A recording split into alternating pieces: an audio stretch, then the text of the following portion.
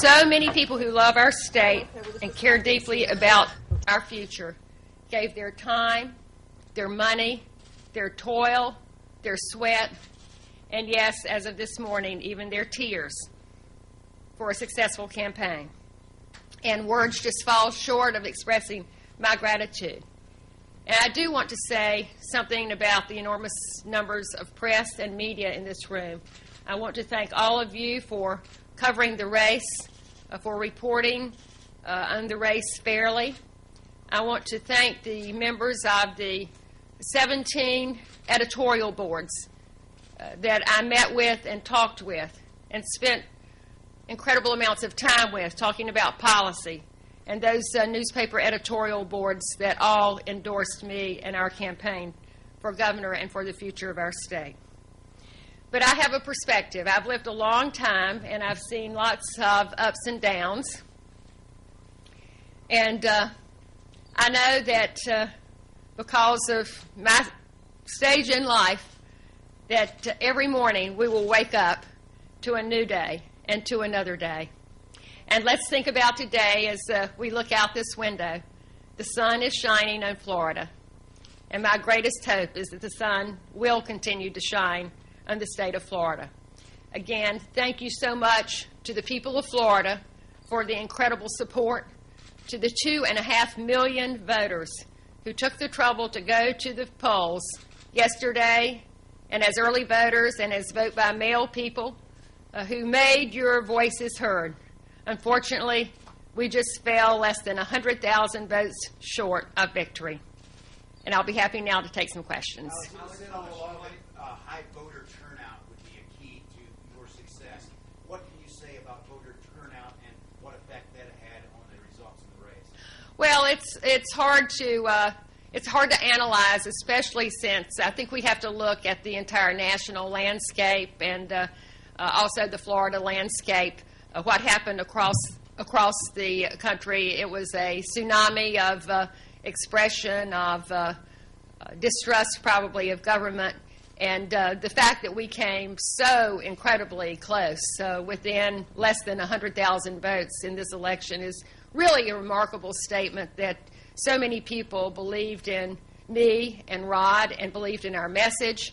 And were willing to cross party lines to make a statement about who their choice for governor was going to be. Alex, how much did money have to do with this final outcome, the spending that your opponent did so prolifically? Well, we have to look at history again. We've never had a candidate in the state of Florida who spent more than $70 million of his own money on a lot of negative advertising, actually, starting in the Republican primary. But at the end, I believe we had sufficient resources to be competitive. Look how close we came in an environment in which other Democrats were losing by 20 points.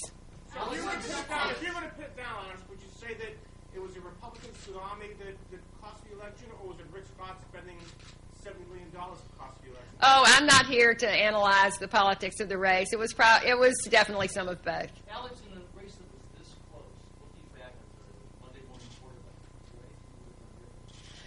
Absolutely not. When I got into this race a year and a half ago, Mike, I think that's Mike. I hear your voice. I can't see you. When I got in the race a year and a half ago, I made several commitments. One was to visit every one of Florida's 67 counties, which I did. The other one was to win the race and to be a new and different kind of leader for Florida, someone that the voters could truly hold accountable. But thirdly, I wanted to wake up if, in fact, we weren't successful and be able to say that we lost because of forces beyond our control.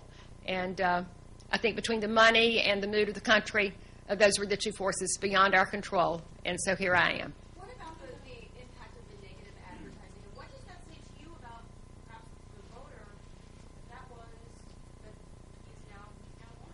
Well, I'm not a very good political pundit. I'm only Alex Sink, the state's elected chief financial officer, who put myself forward, and my team chose Rod Smith as my running mate, which he so graciously agreed to do. Well, I think the voters have spoken. I think the unusual thing about this particular race is that this race was decided by less than a margin of less than 100,000 votes. So we just fell a little bit short.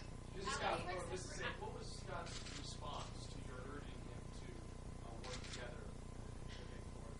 Well, he said that he certainly understood that he needed to be the governor for all of Florida, and that's my top-line message for today, that the winner of this race was going to need to think of ways to pull Floridians together as opposed to tear them apart with any kind of partisan politics as we go forward in the future. What's your future for Alex State? What's your future?